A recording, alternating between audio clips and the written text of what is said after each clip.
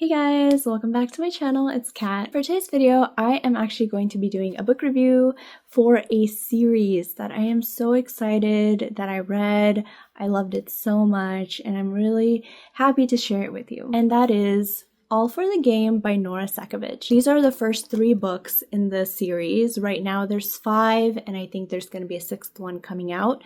But these first 3 complete the first arc of the series. So we have the Foxhole Court, the Raven King, the Kingsman. So I'll quickly go over the overall storyline and then I'll go into my thoughts of each book and then just kind of like the pros and cons of the series in general. The first 3 books follow a character, Neil Jostin, who gets recruited to play for Palmetto State University's XE team. The team is called the Foxes. XE is a made-up sport in this world. It's akin to lacrosse, but just a bit more brutal. Neil basically has to learn how to get along with his teammates and be a team player. And all of his teammates, they all have different personalities. They all have gone through some sort of traumatic past, all have a lot of healing and growth to work on, just like Neil does.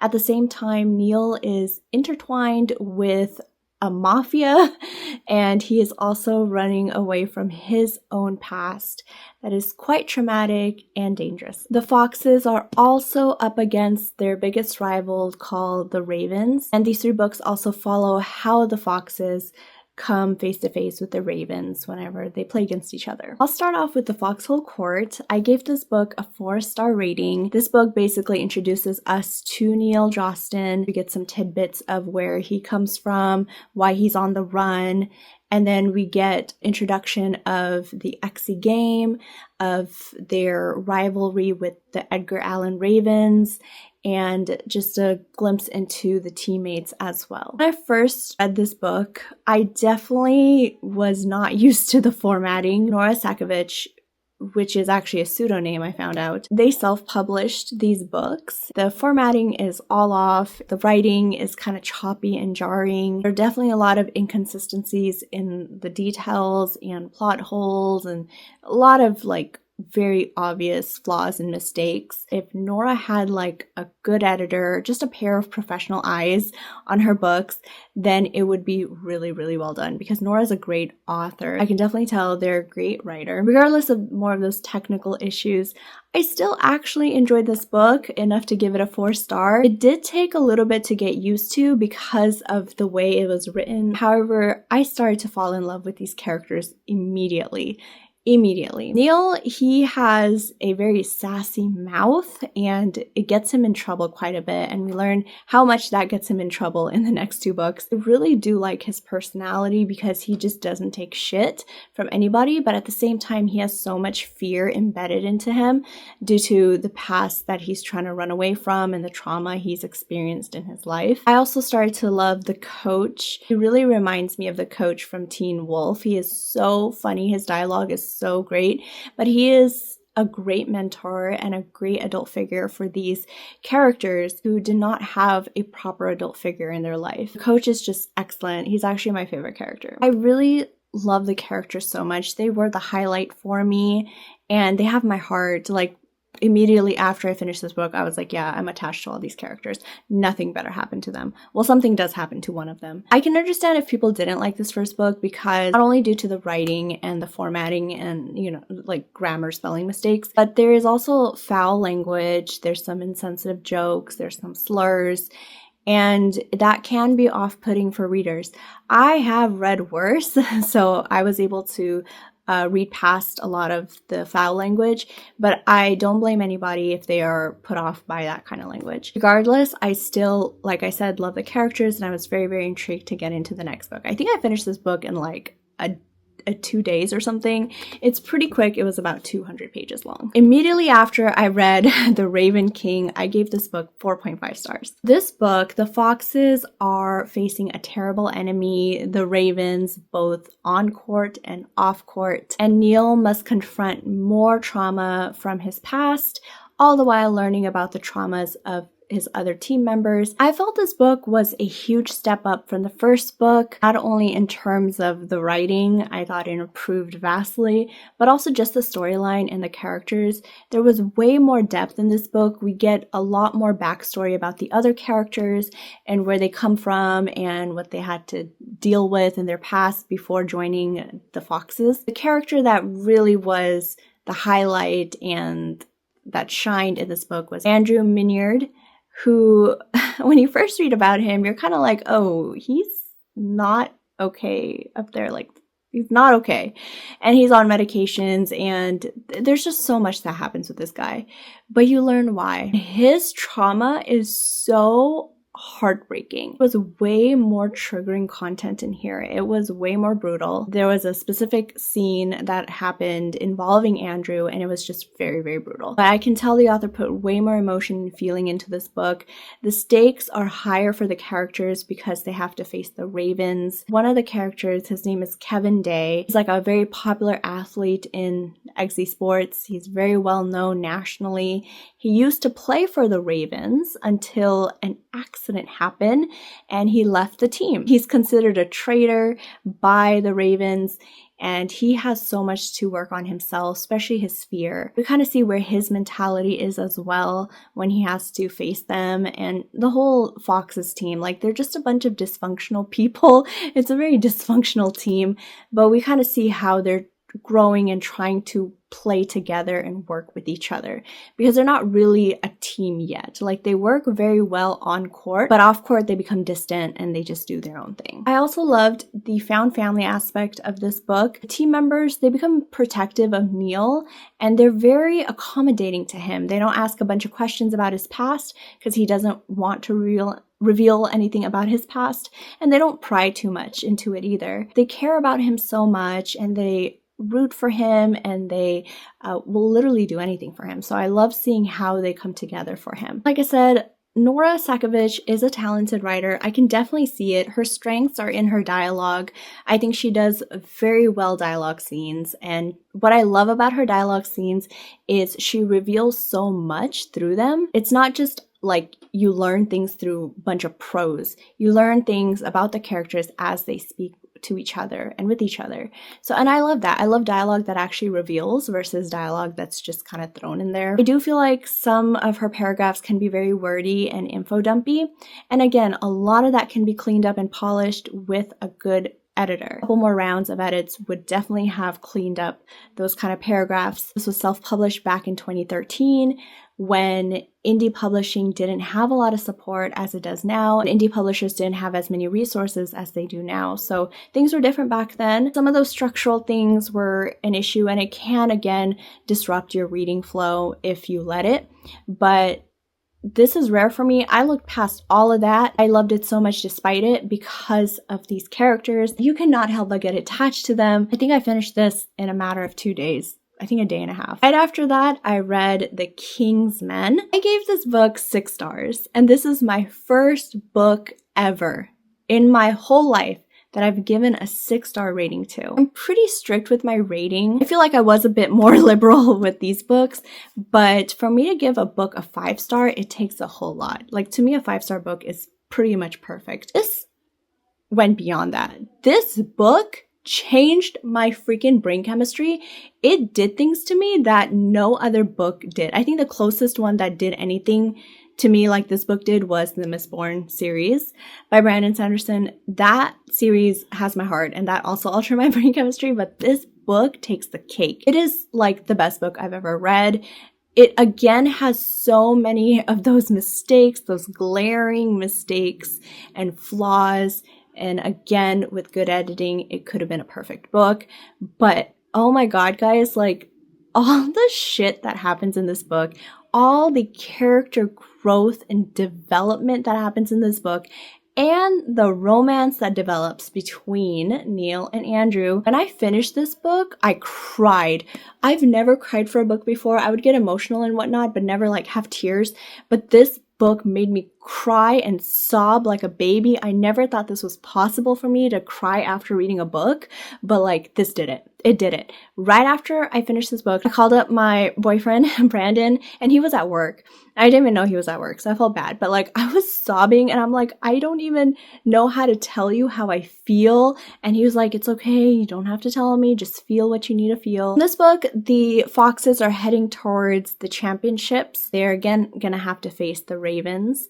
And Neil goes through so much trauma. Oh my God, my poor baby Neil goes through so much trauma. Nora did not give this man a break. Nora said, I'm gonna put Neil through the fucking trenches. Neil really went through one traumatic event after another. Like, there's just no breaks for this guy. My attachment for these characters became so obvious. Like, I was rooting for them. I was rooting for all their victories on court, off court, when they're winning games and when they're growing as individuals. I have never rooted so hard for a made-up sports team playing a made-up sport in my life. I just want all of them to be happy. A lot of the criticisms are the same as the ones I pointed out in the first two books. In addition, the traumas that the characters have experienced from the second book and in this book, I feel like they were resolved too quickly or they were glossed over. But again, every character is coping with their trauma their own way, and some do kind of just try to push the trauma to the back of their head and keep moving on with life. On top of that, the characters' traumas and mental health was kind of pushed aside for the sake of playing the game and winning.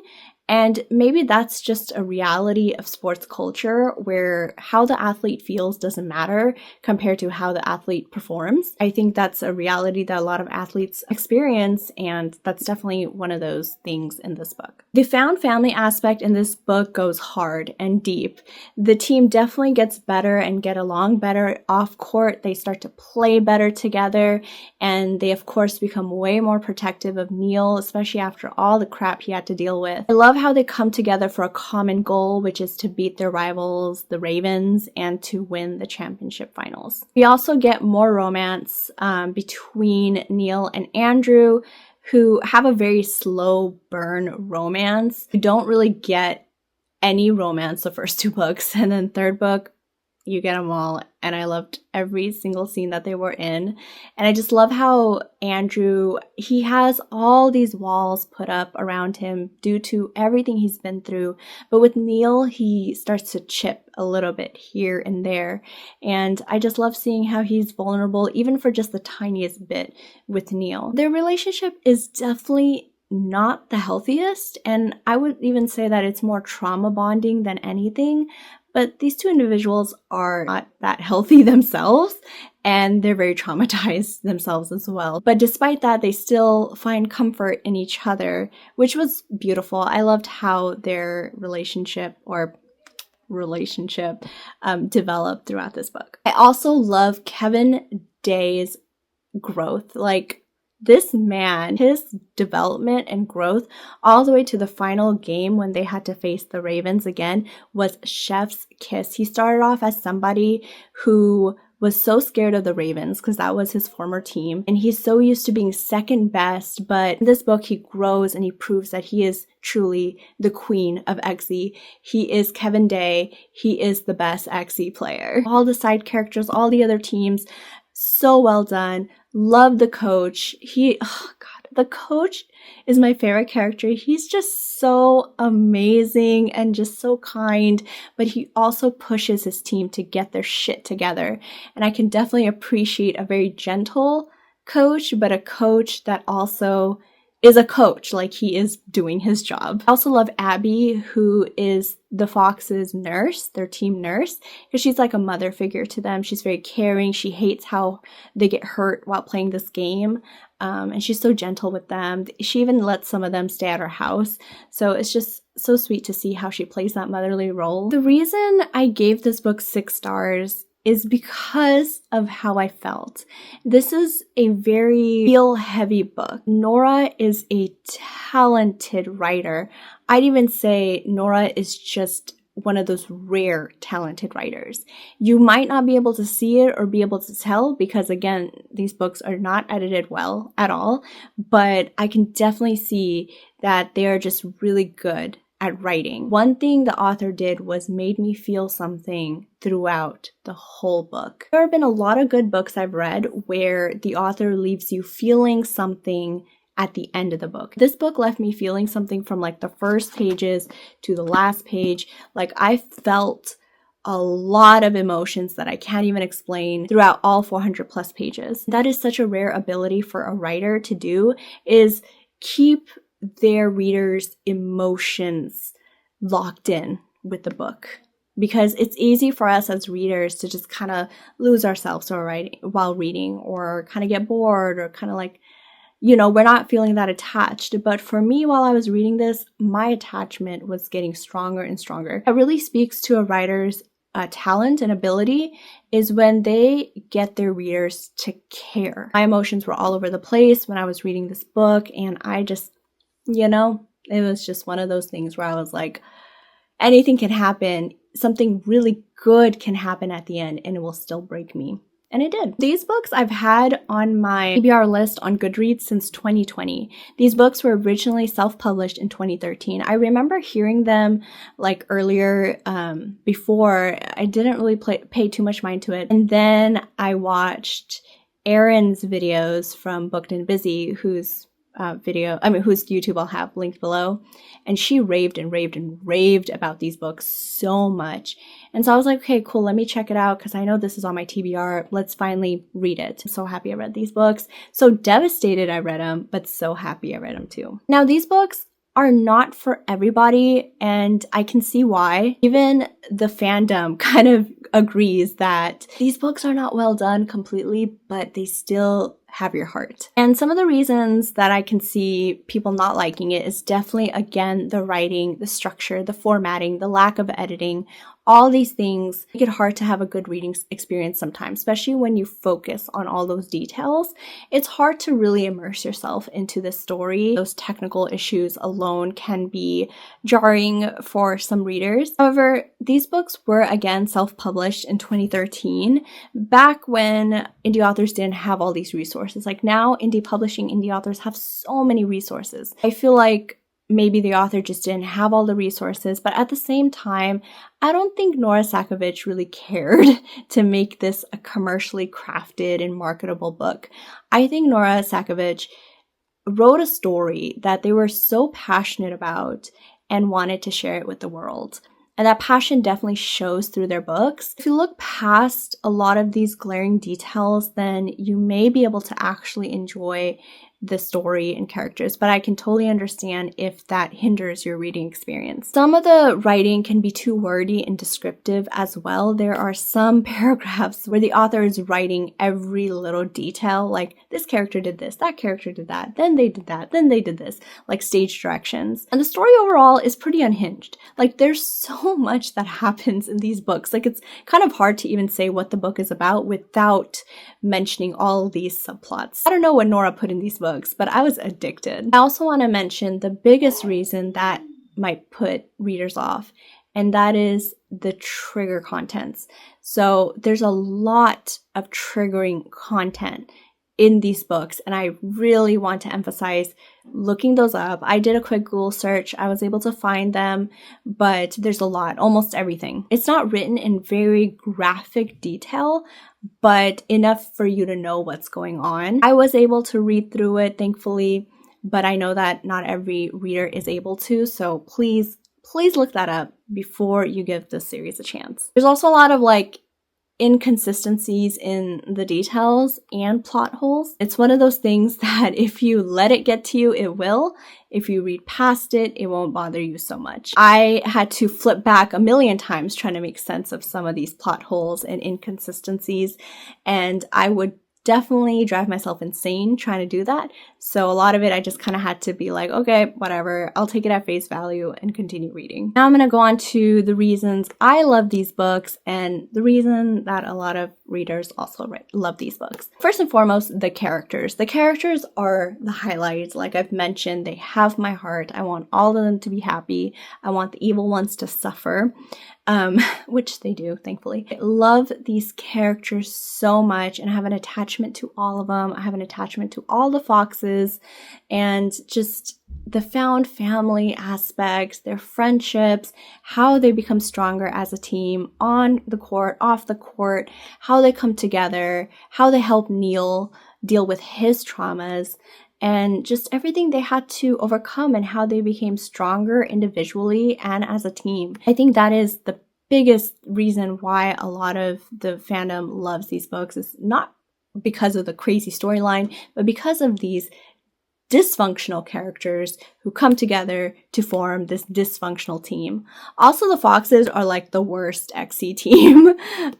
They're like considered the worst college XC team. They're like the underdogs you root for. They are the ones who work hard, put in the blood and sweat and tears in every practice. Another reason that we love these books is because of the romance, the budding romance between Neil and Andrew. And it's so weird because you're kind of like, Neil and Andrew, they have very different personalities, but there's just so much that they have in common.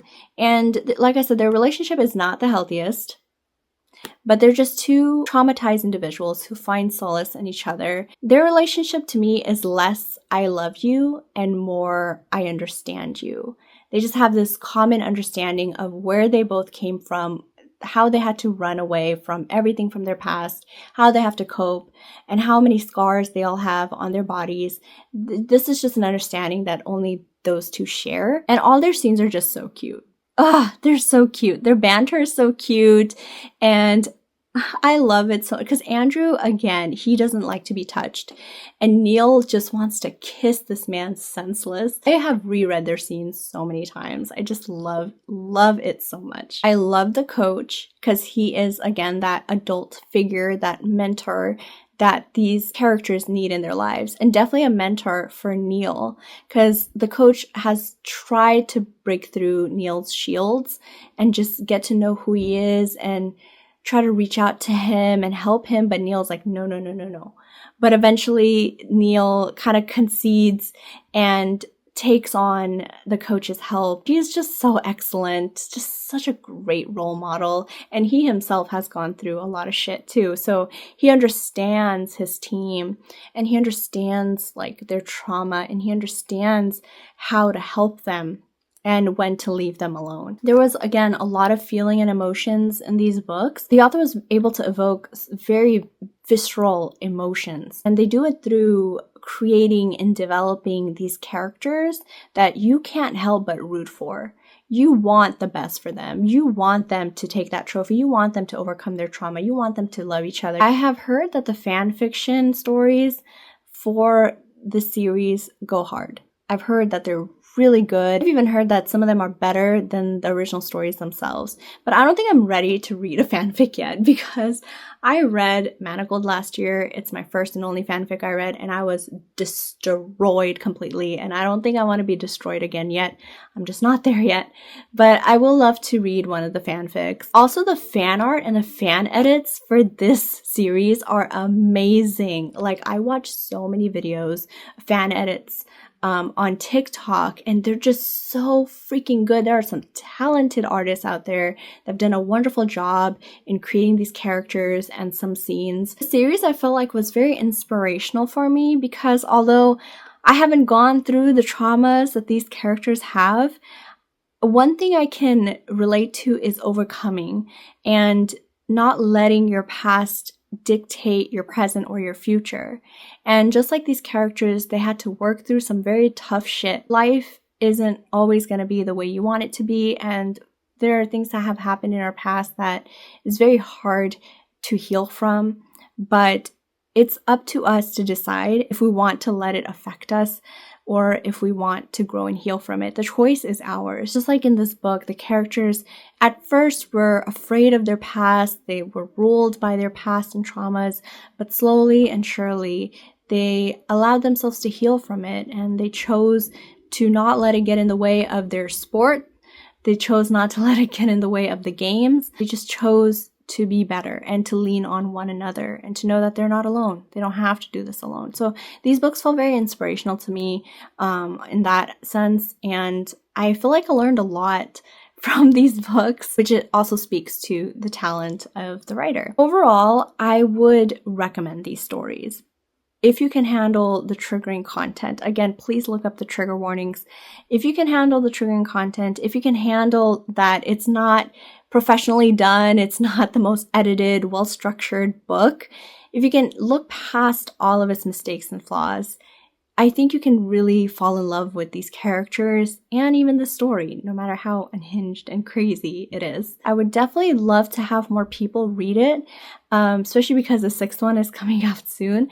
I will eventually get to the Sunshine Court. I just need a break. I need to take some time away from it before I come back to it. I would love for more people to enjoy these characters and the story and just root for this team.